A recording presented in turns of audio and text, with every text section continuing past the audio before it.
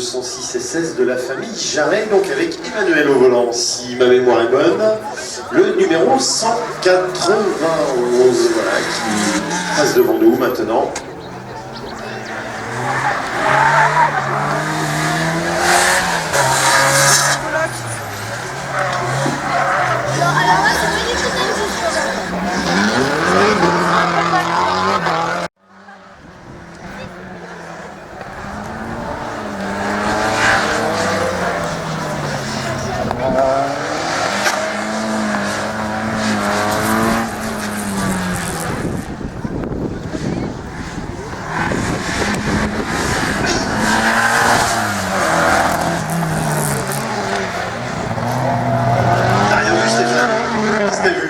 Qu'est-ce que t'as vu?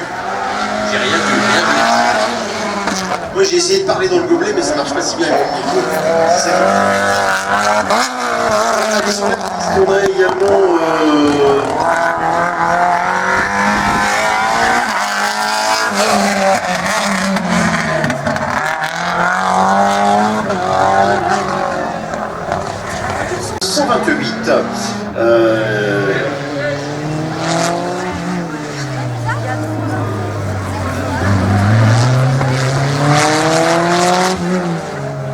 Jeanne Barbeau qui roule sous les couleurs. Cholet. Cette Fior Campus. Donc elle a terminé première féminine des lycées dans la course à la Ferté-Bernard. Donc évidemment c'est sa première saison de course, c'est le pilote qui a été sélectionné dans ce challenge des lycées dans la course.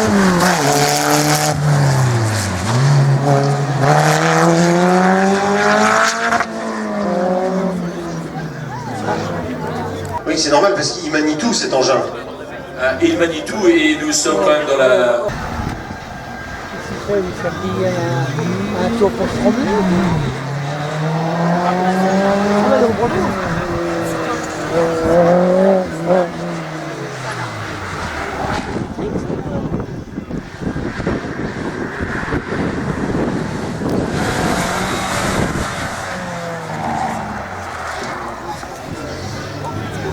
Allez, c'est reparti donc après cette interruption de course avec les voitures. Groupe loisirs. Également une voiture des lycées dans la course qui est toujours sur la piste. Je pense que c'est la voiture numéro 127, celle d'Elisa Charon, qui avait été gênée dans sa progression tout à l'heure. Voilà, oh, ça sort large ici pour la petite Seat Aranza de Michael Massona, mais voilà, c'est passé.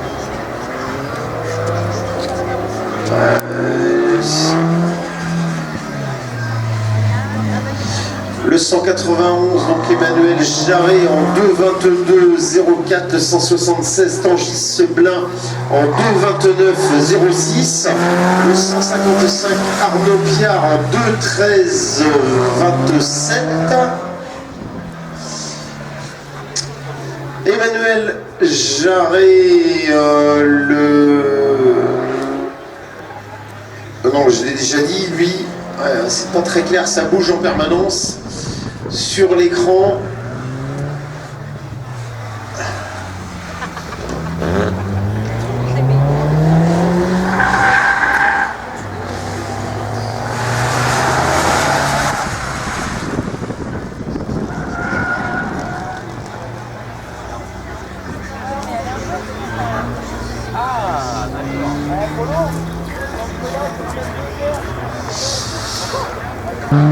Et puis sur la piste également une autre voiture dans le groupe loisir avec celui qui fait figure de grandissime favori avec cette voiture, cette Lotus Elise. Eh bien c'est notre ami Hervé Le Gall. Hervé Le Gall avec la Lotus Elise 111S. Et reprendre le volant. Il n'aura pas perdu la main, ça j'en suis sûr et certain.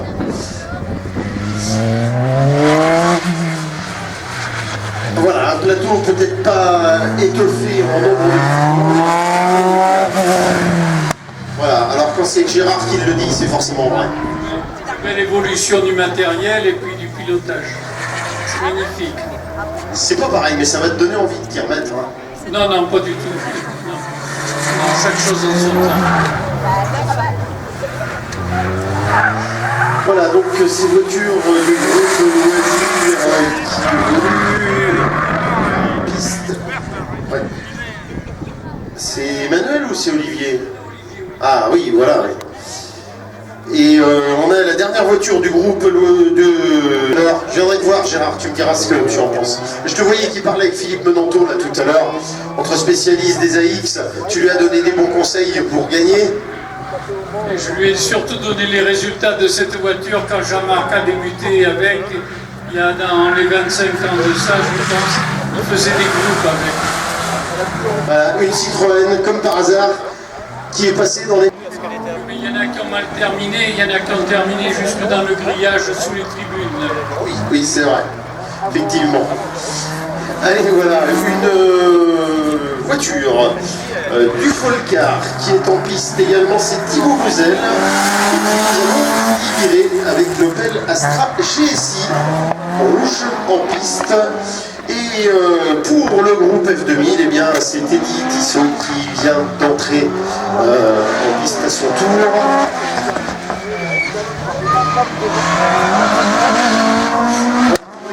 Je vous laisserai aller voir à l'écran au fur et à mesure.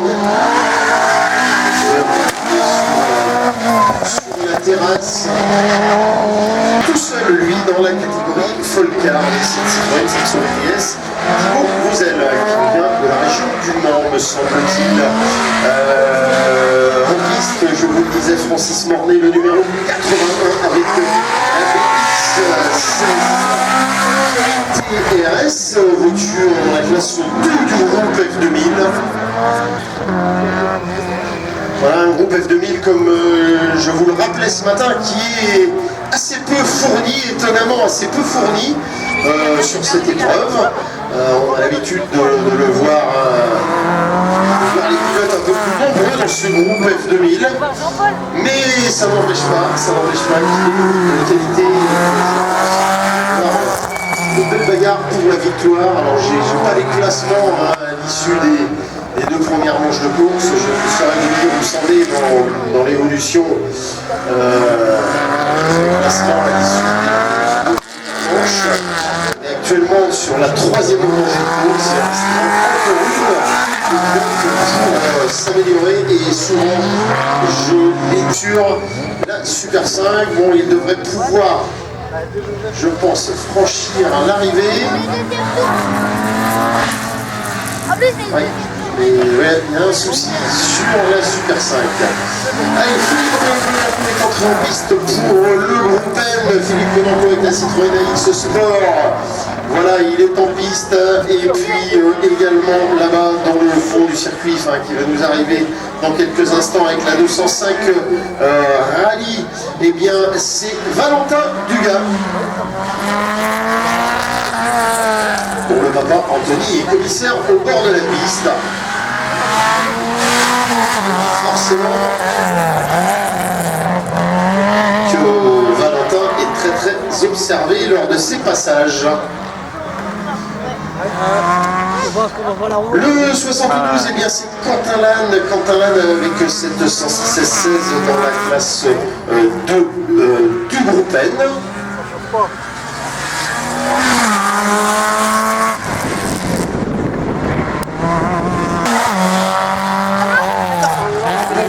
Nous avons le 75 Valentin Dugas, je vous le disais là, qui va bientôt franchir la ligne d'arrivée. Quentin Lannes qui est en piste et Christopher Beignet qui lui vient de rentrer en piste pour sa troisième manche de course numéro 71 au volant lui aussi d'une Peugeot 106 S16. Et le 68 qui s'élance, eh bien c'est notre ami Aurélien Sanchez avec cette Clio Williams.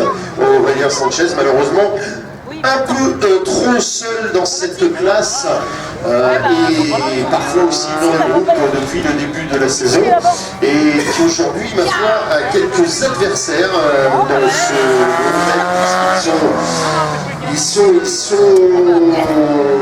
6 aujourd'hui à évoluer en européenne. Parce que Marelle va t'attendre. Ça va? Oui, c'est beau. Elia Sanchez, donc, qui nous vient, lui, de La Rochelle, du côté de La Rochelle.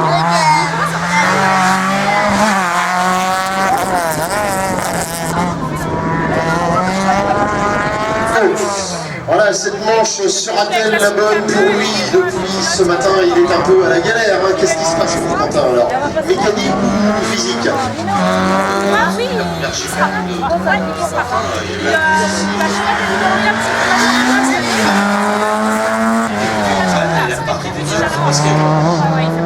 Les grands mystères de la mécanique parfois. Hein. Ouais. C'est ça, Il a peut-être déjaugé, non Bon, il faut mettre plus d'essence. Oui, moi je pense pas, reviens. Voilà, donc on n'oublie pas Quentin Cotier qui est en piste. VTS numéro 61. Et David Favaretto s'était lancé lui aussi le match dans ce groupe-là. Je ne sais pas où ils en sont dans le classement. Qui mène le bal. C'est David qui est devant. Ok. Solène, d'accord. Ah, Philippe, je suis content là. Solène qui est 11e, eh bien voilà, donc il faudra surveiller tout ça, les sables également. Voilà, des versions 3 et des versions 2.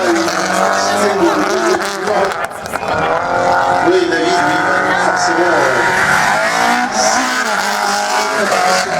Le grandissime favori pour la victoire avec Nova et ça se confirme avec les chronos.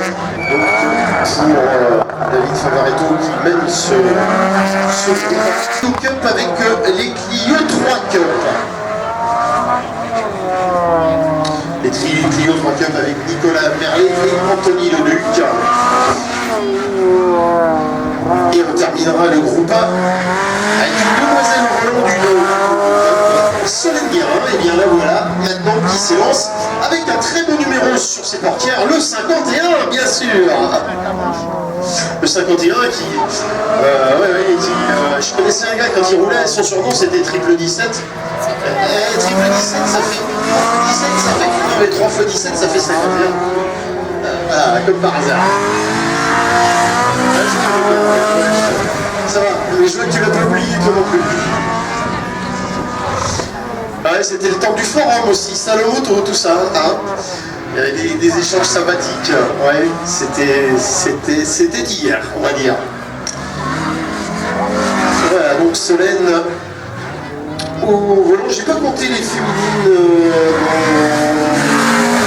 les engagées aujourd'hui, je sais pas combien elles sont. Oui. Oui, elle est dans son deuxième tour, là, je pas fait attention, oui, c'est ça. Voilà, la voilà à l'arrivée. Et Christophe Cléda qui est parti lui aussi. Christophe Cléda avec la magnifique Caterham. Tout seul dans ce groupe GT, il se bat contre lui-même, contre ses propres chronos. Pardon.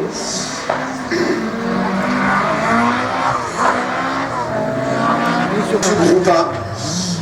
Derrière, David Favaretto.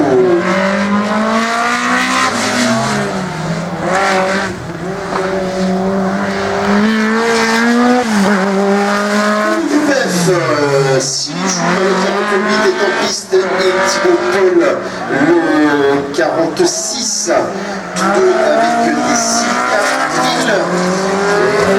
6 Cyril Chupin est en place 2 dans son groupe et Thibaut Paul est en place 2.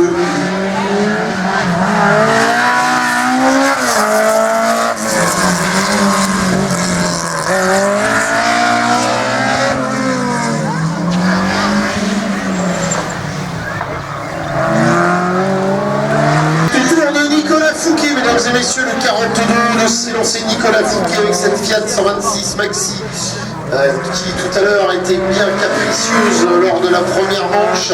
Ça semblait aller quand même bien mieux dans la deuxième manche tout à l'heure. Dans cette troisième manche maintenant. avec la Fiat X19 qui vient de passer devant nous, qui va attaquer son deuxième tour. Il semblerait quand même que ça aille mieux pour la Fiat de Eh bien, c'est 8 titres de vainqueur de Coupe de France à lui tout seul, mesdames et messieurs. 8 fois titré, vainqueur du groupe F.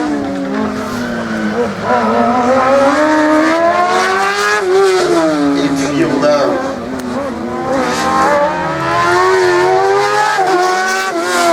numéro 40, pilote qui vient de tout là-haut dans la Manche, à proximité de la Hague, Stéphane Michel, avec le BR du groupe C et de la classe CM en particulier, avec Franck Delclos, pardon, avec le BRC P49. Et malheureusement, Franck Delclos qui est au ralenti. S2F Evo.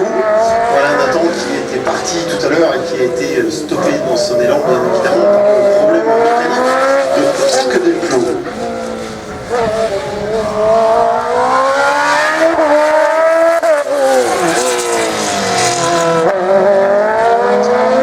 Allez, dans ce groupe C, on va encore prendre une belle démonstration de pilotage sur la piste actuellement. Nathan Chupin, mesdames et messieurs,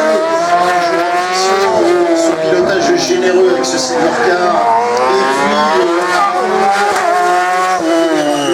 puis à chaque passage il fait des démonstrations de pilotage lui aussi dans un autre style. C'est propre, c'est soigné et c'est efficace pour cette arc à moteur de BX.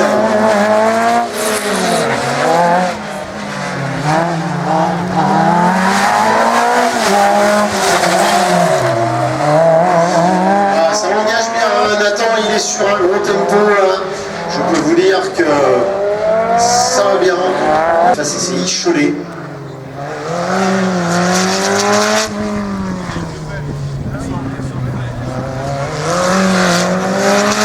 Sur la piste, on a également Maël Pelletier sur notre voiture, donc des lycées dans la course. Et puis on a eu 25, c'est Maxime Moreau, voilà. Maxime Moreau, ancien, entre guillemets, des pilotes des lycées dans la course, bien évidemment. Jeune garçon, Maxime Moreau, il avait dominé l'an dernier de la tête et des épaules ce challenge des lycées dans la course. On retrouve donc cette année le numéro 25 en junior team. Il roule en parallèle, accompagné donc du lycée Saint-François d'Assise de La Roche-sur-Yon. Et puis pour ce qui est du numéro 27, Cochelot, quant à lui, il roule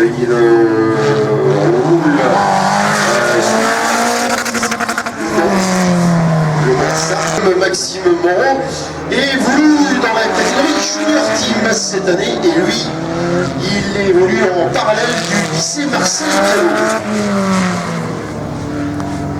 C'est pas écouté,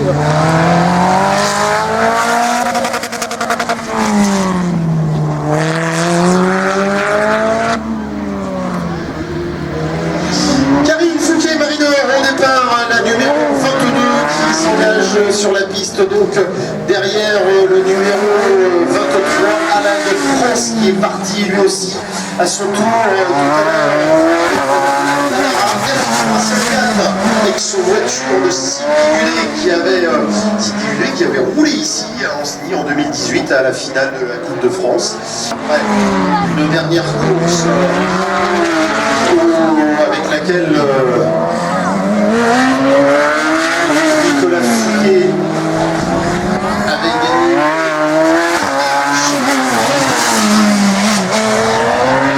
Voilà, ça passe, ça engage fort hein, pour Alain de France ici. Alain, il va falloir le surveiller. Il est arrivé trop tard. Mais il va revenir, pas qu'il y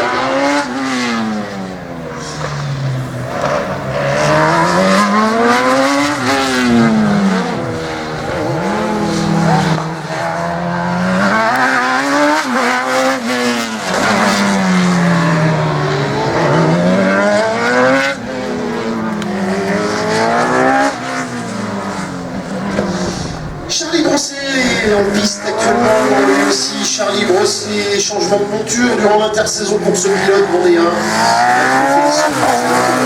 Contre cet Arco Baleno. Alors, monsieur Satana. Non. Bon, tu viens me voir?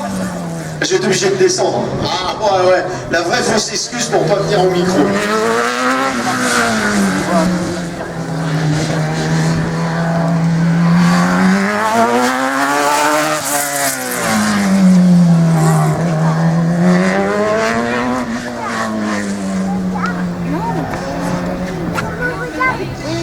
Une Suzuki en piste que Bellon, Frédéric Bellon avec cette Suzuki. Il y a aussi un moteur de moto, forcément un moteur Suzuki, j'imagine, dans cette voiture. Et avec cette Baleno RS02 va en terminer. Voilà, changement radical de voiture pour Charlie et forcément. Et pendant ce temps-là, on a envoyé le numéro 16, Philippe Le Boisselier, avec la Dallara F301 dans la Formule 2. Groupe DE, Philippe Le Boisselier, le numéro 16, un pilote qui nous vient, me semble-t-il, de la Normandie. Et puis Eric Lacassagne est parti lui aussi à son tour, le numéro 15 dans cette classe 2 du groupe Podium avec la Dallara 387, voiture triomphante ici au Mât d'Alfred en 2018 et depuis quelques saisons maintenant.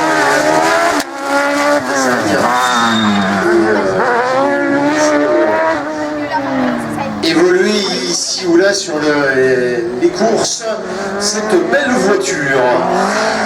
C'est parti également Maxime Chevalreau avec la 49. Maxime Chevalreau tout au long du slalom à La Roche l'autre jour pour décrocher une place sur le podium et il n'en fallait pas plus. Alors accélération ici sur l'herbe, mais il a quand même contrôlé la Martinique. En piste, probation avec cette Dallara F301.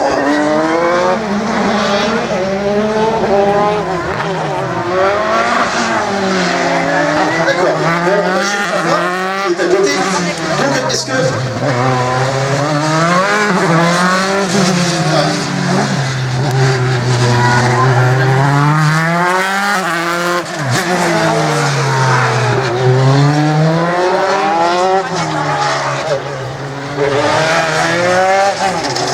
Le concurrent numéro 62.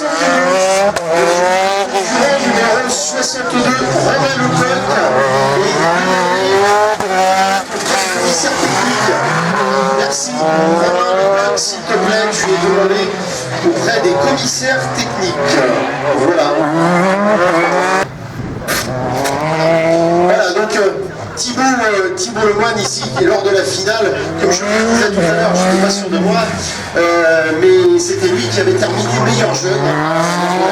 Je me souviens qu'il avait été à la bagarre avec donc Sylvie Gudet à l'époque. Je parlais donc de la voiture d'Alan France qui était la propriété de Sylvie Gudet auparavant et qui a tout de suite levé. Voilà, je pense qu'il n'y a pas de bobo. Marcelin. Alors j'ai Marcelin Lemoigne qui est à côté de moi. Il est un petit peu dépité parce qu'il a vu son grand frère faire une erreur là. Bon après, la voiture elle est pas abîmée. Oui. Après c'est qui a été plus tard. Je veux dire que on va recommencer. Je pense qu'il a entendu. Il a entendu, d'accord. Bon mais ça va. Mais t'inquiète pas, il va se rattraper. Il reste encore une manche. Et puis il y a demain encore. Oui, après, demain il peut peut-être ça. C'est bien ça, t'as raison. Allez, va supporter ton grand frère et puis ton papa aussi.